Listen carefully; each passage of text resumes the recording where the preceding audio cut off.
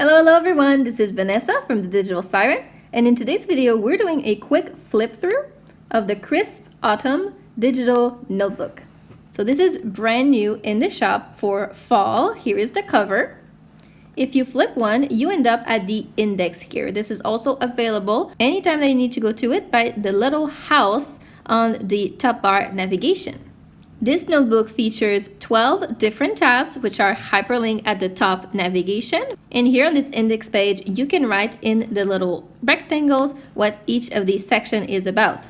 On the index page, you will also find hyperlink all of your paper templates. So you have 5 of them. You have lined, Cornell, grid, dotted grid, and empty. Back to the home page, the last thing here at the bottom is the quick links. So you have the first one to sign up to my mailing list to get free stickers. The middle one is to go back to my shop.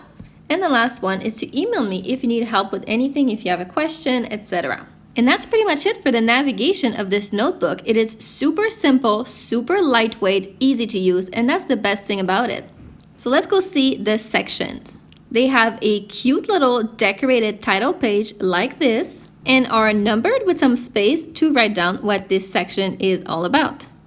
Right now, there are no pages in the sections. As you can see, it goes straight from 3 to 4. So if you want to add paper, you need to go to the index, select a template that you want. Let's say that we want a Cornell. Tap the 3 little dots in the top right corner, select copy page, and then simply navigate to where you want to paste your page. Tap the little plus on the top and tap paste page. It will insert your paper template directly in the section where you want it. And this is it. This is how your Crisp Autumn little notebook works. I really enjoyed making this notebook. I hope you will enjoy using it as well. That's it for me today. I'll see you in the next video. Bye bye.